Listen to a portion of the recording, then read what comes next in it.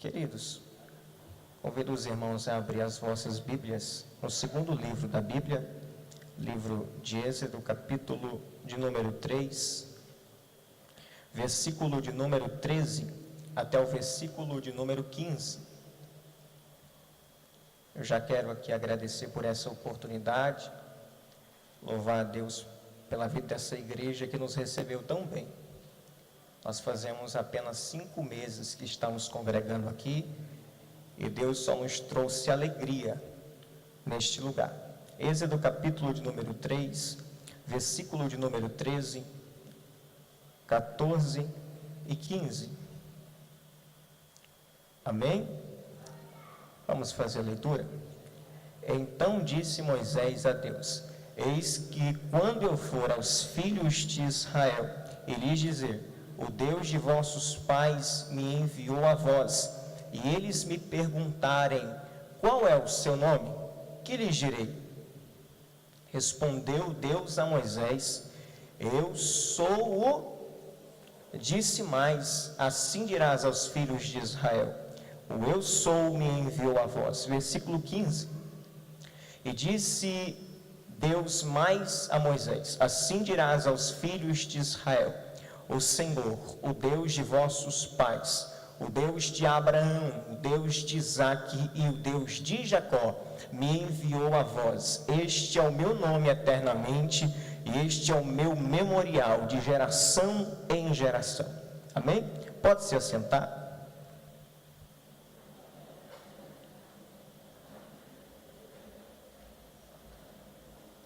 Graças a Deus. Irmãos, você pode repetir comigo?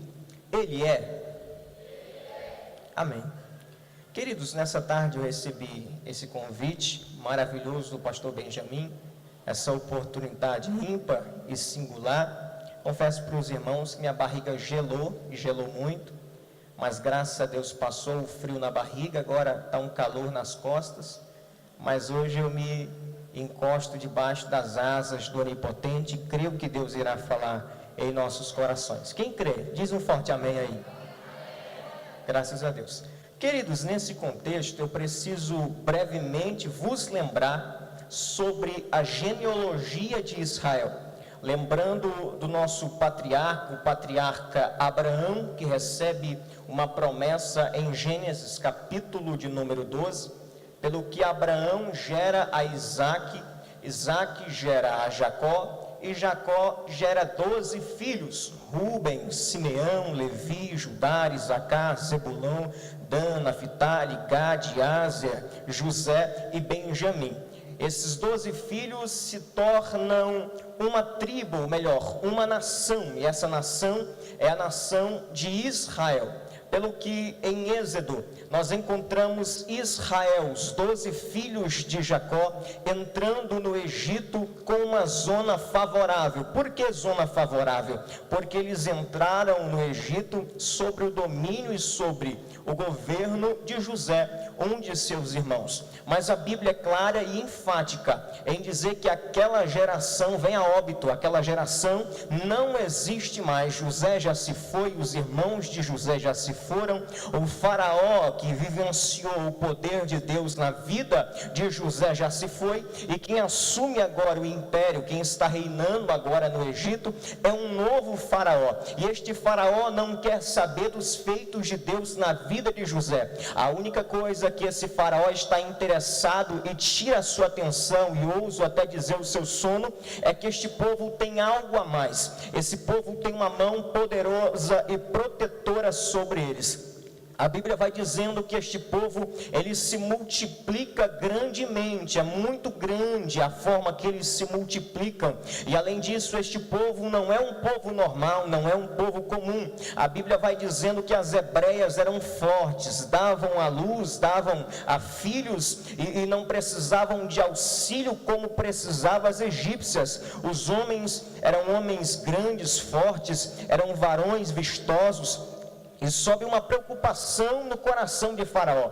E a preocupação que sobe no coração de Faraó é esses dois motivos que a desperta. É o povo se multiplicar em grande escala e o povo ser diferente das demais nações. O povo ser um povo forte.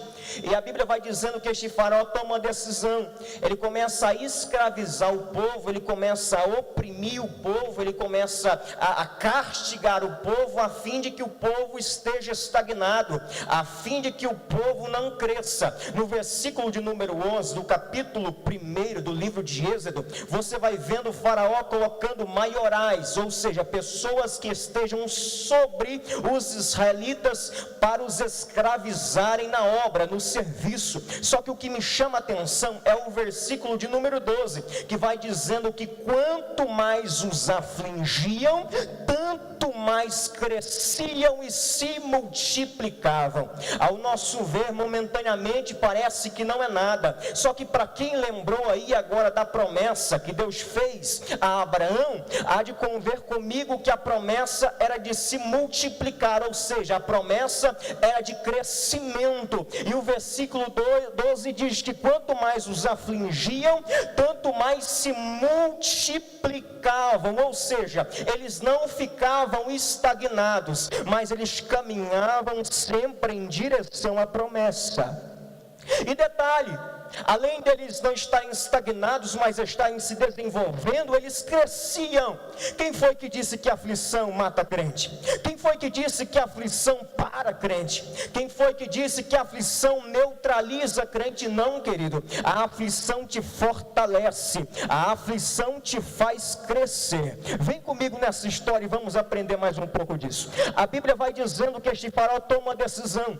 Todo menino deveria ser morto, mas uma mulher, uma levita, se casa com um levita, e eles tomam uma decisão. Eles vão esconder uma criança durante 3 meses, e depois de 3 meses eles pegam esta criança, e a sua mãe, não podendo mais esconder o menino, não podendo mais esconder a criança, ela põe o menino que era vistoso, o menino que era belo, dentro de uma arca betumada e o coloca sobre juncos, e a sua irmã está de longe observando o que vai acontecer. De repente, por providência de Deus, desce do palácio a se lavar no rio a filha de Faraó. Ela adota o menino, nós conhecemos a história, deixa eu adiantar. Depois a Bíblia vai dizendo que o nome que é dado ao menino é Moisés, porque foi tirado das águas. Ele cresce no palácio, mas não aceita ser chamado filho da filha de Faraó.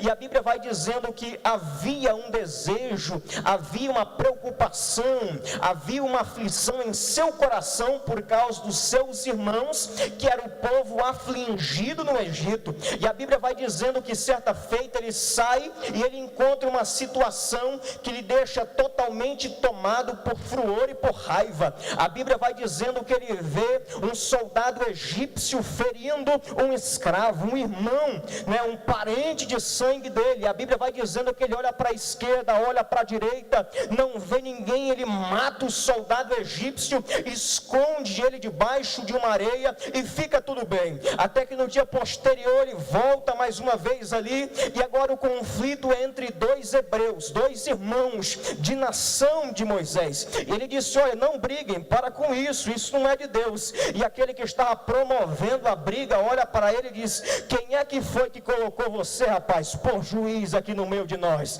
Vai nos matar como matou e feriu e escondeu o egípcio? E a Bíblia diz que Moisés foi descobrido pelo homicídio que ele cometeu, a ponto que para não ser morto ele teve que fugir, ele teve que abrir mão do seu conforto, da sua vida no palácio e fugir.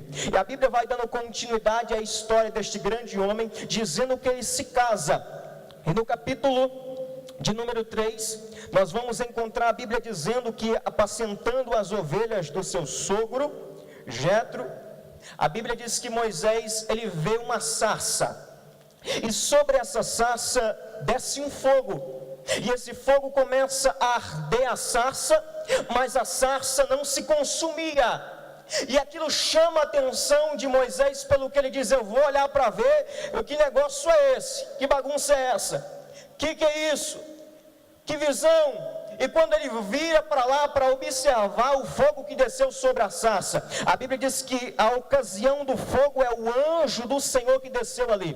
E quando ele vira para lá, brada Deus dizendo: Moisés, não vires para cá, antes tira o sapato dos teus pés, porque o lugar aonde tu estás pisando é terra.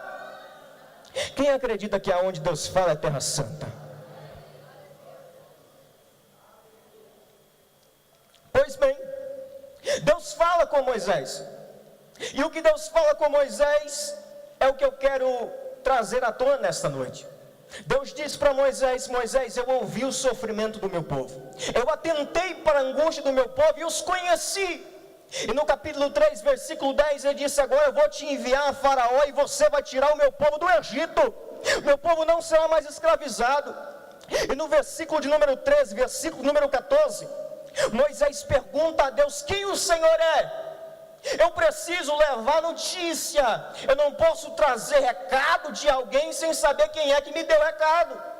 Qual é teu nome? Como é que o Senhor se chama? O que é que eu vou falar para eles? Aí Deus disse: o meu nome é Eu Sou. Diga: Ele é. Diga: Ele é. O meu nome é Ele é. E você vai dizer o seguinte, é melhor: Eu Sou. Você vai dizer que o Eu Sou me enviou a vós.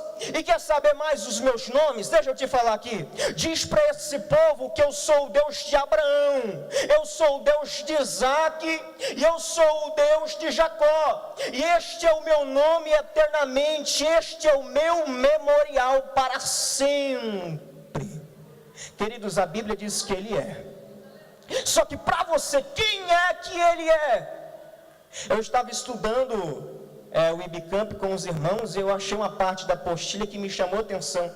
A página 20, a página de número 21, a escritora, em partes resumidas, ela diz que a Bíblia toda fala que Jesus em Gênesis ele é o nascido da mulher, em Êxodo ele é o cordeiro pascual, em Levítico ele é o sacrifício expiatório, em Números ele é a rocha ferida, em Deuteronômio ele é o profeta prometido, em Josué ele é o capitão dos exércitos do Senhor, em Juízes ele é o libertador, em Ruth ele é o remidor, em Reis, em Crônicas ele é o rei prometido, em Esther ele é o provedor, em Jó ele é o redentor, nos Salmos ele é o socorro e alegria, o nosso andar com Deus, em Provérbios ele é a sabedoria de Deus, o nosso andar com os homens, em Eclesiastes ele é o alvo verdadeiro, em Cantares ele é o amado, nos profetas ele é o Messias prometido, nos evangelhos ele é o Salvador do mundo, em Atos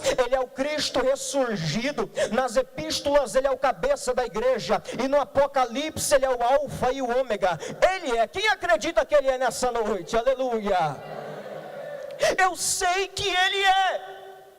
Eu sou muito pequeno para falar de teologia, mas eu aprendi que quando há uma aparição do anjo do Senhor e há algum argumento que comprova que é Deus que está falando neste anjo, nós conhecemos por teofania, a aparição de Cristo no Antigo Testamento. Eu sei que quem estava falando com Moisés não era o arcanjo Miguel, não era Gabriel, não era Serafim, não era querubim, era o meu Senhor Jesus Cristo. E algo que me chama a atenção é que eu encontro 3 características de quem Ele é nessa passagem. Olha para você entender comigo, no capítulo 1, versículo de número 11, o povo estava sendo oprimido. Diga: o povo estava oprimido.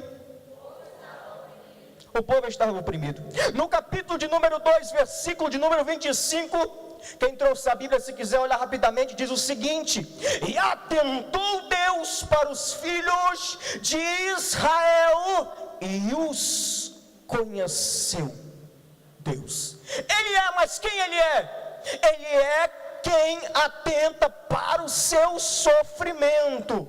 Ele é quem sabe as angústias que você tem passado. Ele é quem conhece as provações que você tem enfrentado. Irmão, é verdade, queridos, Ele sabe de tudo. A Bíblia vai dizendo no Evangelho de Lucas, capítulo de número 12, versículo de número 7, que todos os fios de cabelo da nossa cabeça já estão todos contados por Ele. Ele sabe de tudo. O salmista escreveu o Salmo de número 139 e disse: Senhor, Tu me sondas e me conheces, conheces o meu assentar e o meu levantar, sem que haja palavra da minha boca, o Senhor tudo sabe. Ele conhece todas as coisas, e eu digo mais, além dele conhecer todas as coisas, Ele também se importa com todas as coisas que você está passando. É verdade? Sim, é verdade. O salmista escreveu o Salmo de número 27, versículo de número 10, ele disse: porque quando o meu pai, pastor Gilson, me desamparar, quando a minha mãe me abandonar, Ele, o Senhor, me recolherá. Isaías capítulo 49, versículo 15, o profeta faz uma indagação: pode uma mãe esquecer-se de uma criança que ela cria a ponto de não se lembrar dele? Mas ainda é difícil, mas ainda que ela se esqueça, todavia eu não me esquecerei de ti. Quem Ele é? Ele é o Deus, Ele é o Senhor, Ele é o provedor, Ele é aquele que se preocupa, se importa com a sua aflição. Ele é.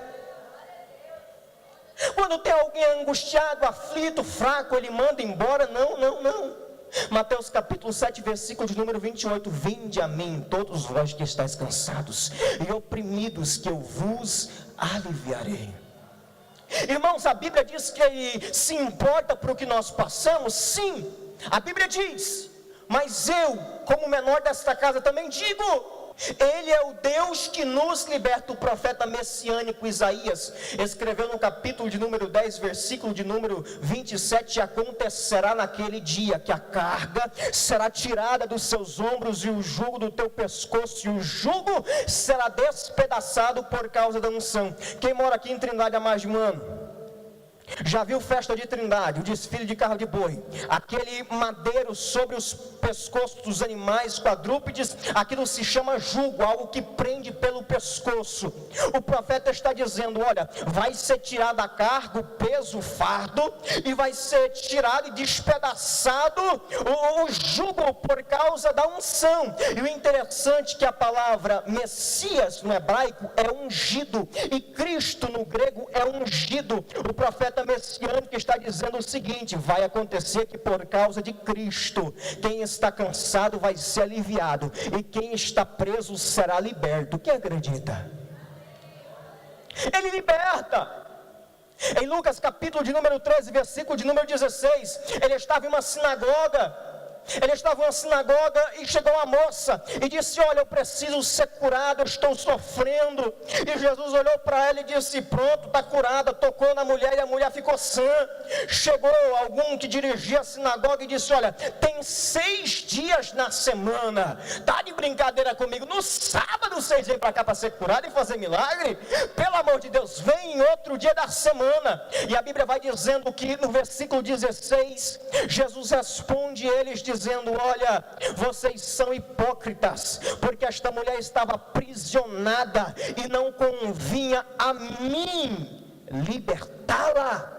Ele é quem liberta. Ele te liberta das mãos, das ataduras de Satanás, das algemas do diabo.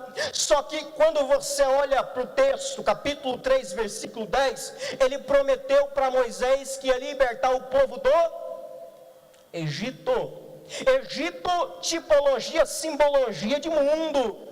Ele é quem nos livra, nos limpa, nos tira do mundo. Pecado, até a palavra igreja, eclésia, quer dizer chamados para fora. Ele nos livra, Ele nos liberta do pecado. Eu fico impressionado, olha aqui para mim, em Lucas capítulo de número 19, quando fala de um publicano, um pecador, Zaqueu. A Bíblia vai dizendo que ele sabia que era ladrão. Quem observa o contexto da história sabe disso.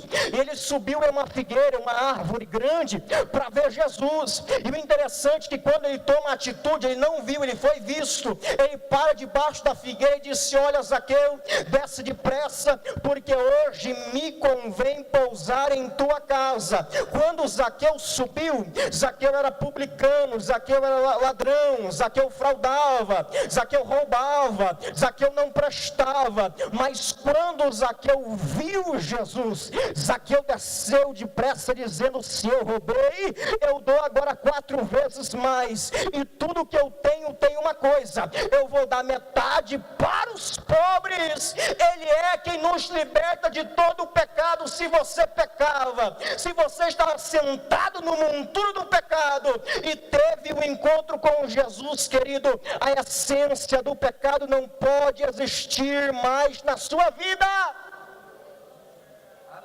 É Ele quem nos liberta. Eu conheço pessoas que carregam a Bíblia há 20 anos para a igreja, mas ainda participam das mesmas atitudes pecaminosas da vida inteira. Não se encontrou com Ele, não viu a face dEle, não ouviu a voz dele de perto, porque toda vez que alguém se encontra com Jesus, ele muda de vida. Zaqueu, quando se encontrou, ou melhor, quando Jacó se encontrou com a presença de Deus no Val de Jaboque, a Bíblia vai dizendo que o nome dele era Jacó, era fraudulento, era enganador. No significado do dicionário é isso. Mas quando ele se encontrou com ele, o nome dele foi Israel, vencedor, príncipe que luta. Se você ainda não se encontrou com Ele, eu quero te apresentar aquele que é. Ele é quem te liberta, Ele é quem te cura, Ele é quem transforma a sua vida.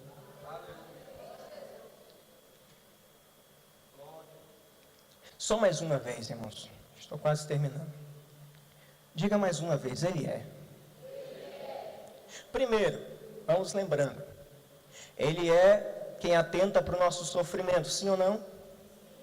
Segundo, Ele é quem nos liberta, não é? E terceiro, quem que Ele é? E em terceiro, eu me recordo de Gênesis, capítulo de número 15.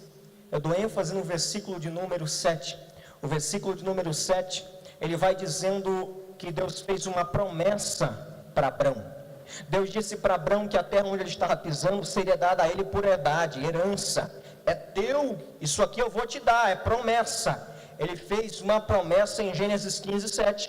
Se não me falha a memória, no versículo 13 e versículo 14, a Bíblia vai dizendo que Abraão faz uma pergunta: Deus, e como é que isso vai acontecer?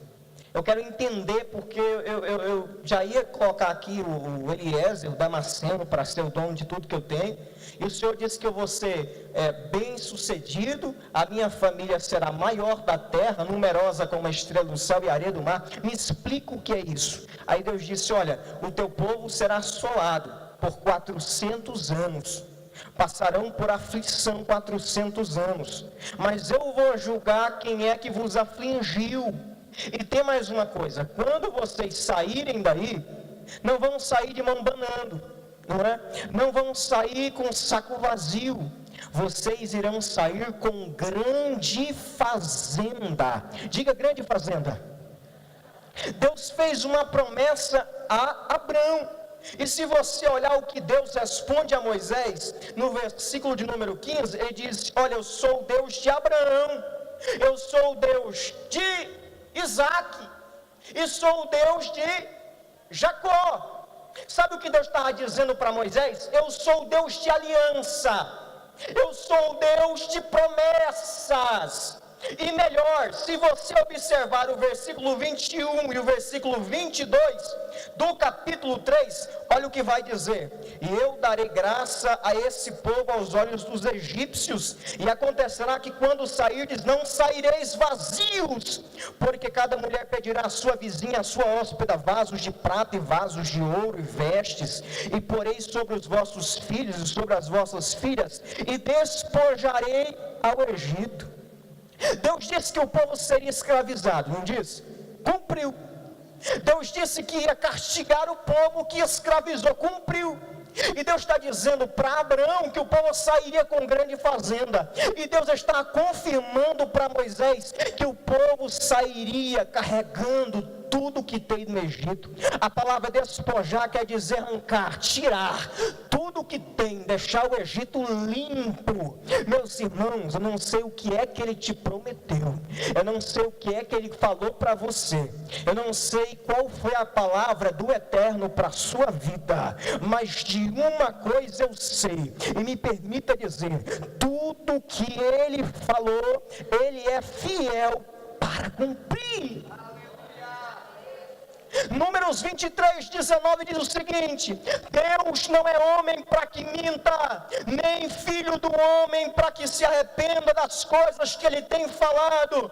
Diria ele, não faria, ou falaria e não confirmaria. Ele é o Deus que cumpre as promessas. Quando ele se encontra, ou quando ele se apresenta para Jeremias, no capítulo 1, versículo de número 12, ele disse: Jeremias, você viu bem, porque eu velo pela minha palavra para cumpri-la. Tudo que Deus fala, ele cumpre. Josué capítulo de número 21, versículo de número 45. Quem está aqui vivo nessa noite? Vai dando glória, irmão, pelo amor de Deus. Querido, Josué 21, 45. Josué testifica dizendo o seguinte: olha, nenhum dos ditos que o Senhor prometeu a Israel se frustraram.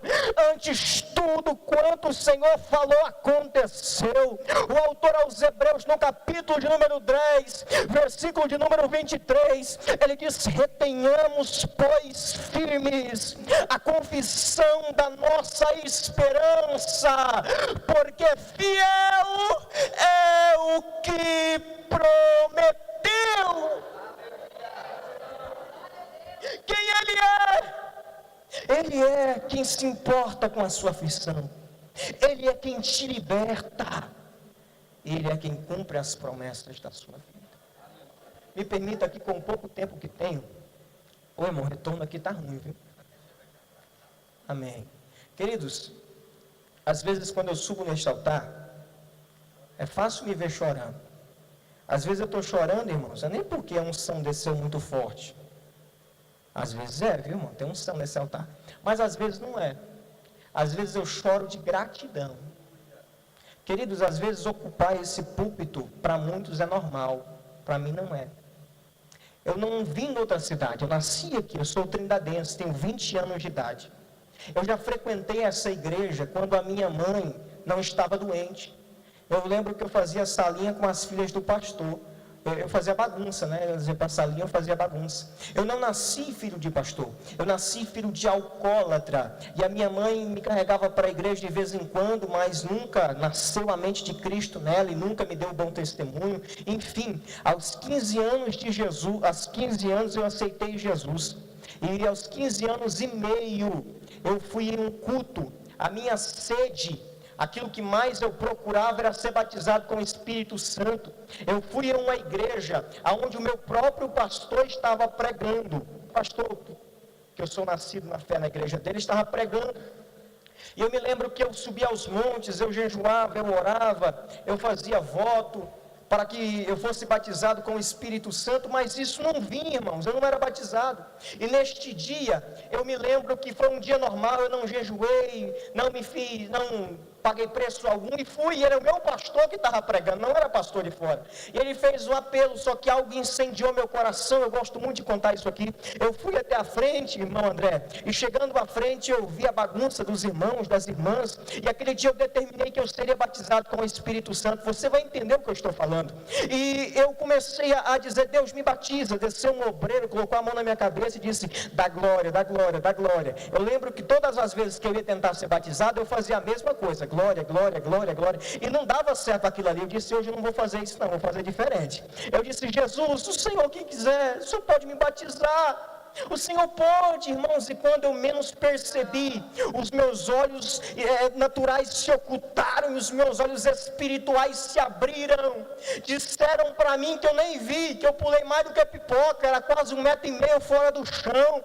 Eu só lembro que eu me dei por mim com os olhos esbugalhados de chorar, descabelado, irmão. Nossa, foi uma coisa sobrenatural. E quando eu entrei em sã consciência, chegou uma irmãzinha não, criança, ela tinha 8 anos de idade, cutucou aqui que eu andava bem vestido, eu já gostava de usar paletó que meu pastor me dava. Ela puxou meu paletó e disse o seguinte: irmão, papai do céu manda te falar que você será um grande pregador nesta nação.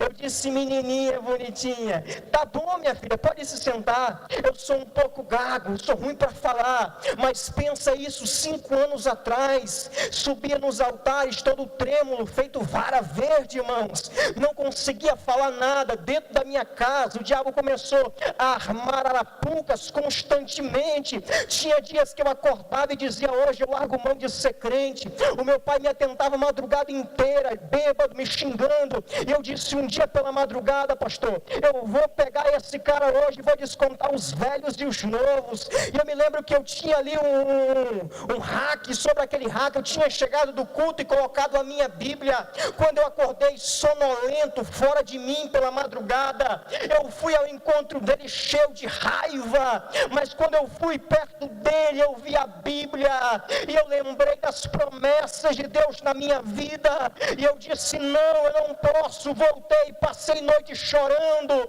Muitas vezes eu chegava do serviço, a minha mãe sofreu 3 AVCs, a memória dela não é a mesma, é 50% para 40%, como se fosse mal de Alzheimer. E eu cheguei um dia do serviço, pastor, e ela estava chorando, e eu disse: por que a senhora chora, mãe? Ela disse: porque eu estava na porta conversando com uma vizinha, e o filho dela chegou para mim e falou que não quer a mãe dele conversando comigo, porque eu fiquei louca. Irmãos, eu engoli muita coisa para calçar os meus pés na preparação do Evangelho. Recebi muitas promessas que eu pensei que nunca iriam se cumprir. Eu nunca pensei em ser crente, muito mais pensei em congregar nessa igreja, muito menos subir neste altar, e infinitamente menor pegar esse microfone para estar pregando nessa noite. Mas uma coisa eu vivenciei, sei e posso te falar: Ele é o Deus que faz promessas e é fiel para cumprir. Se põe de pé, por gentileza. Aleluia. Deus, tu és fiel. Aleluia. Abraão recebeu a promessa. A promessa de Abraão seria que ele seria uma grande nação. Mas o primeiro passo foi gerar Isaac. Eu ainda estou gerando o meu Isaac. Mas pelos olhos da fé, eu já vejo as promessas de Deus se cumprindo na minha vida. Eu não sei o que Deus te prometeu. Eu não sei o que Deus falou para você, irmão. Eu não sei como é que anda a sua casa, a sua família, a sua vida conjugal, financeira, matrimonial, com seus filhos. Talvez Deus tenha levantado profetas, usado mensageiros para dizer para você que Ele vai entrar em providência. Só que você pensa que o dia de amanhã nunca melhora, sempre é um dia após o outro, e sempre vai dando as mesmices, as mesmas coisas. Eu quero dizer para você que Ele nunca falou algo que Ele não cumpriu. Tudo quanto Ele fala, Ele vela para cumprir Sua palavra. Quem sabe você está passando pela noite, mas o salmista que escreveu o Salmo 30, o verso 5, ele não me deixa mentir. Ele diz que o choro pode durar sim uma noite, mas pela manhã a alegria virá. Pela manhã as promessas vão se cumprir. Pela manhã você vai ver quem Ele é.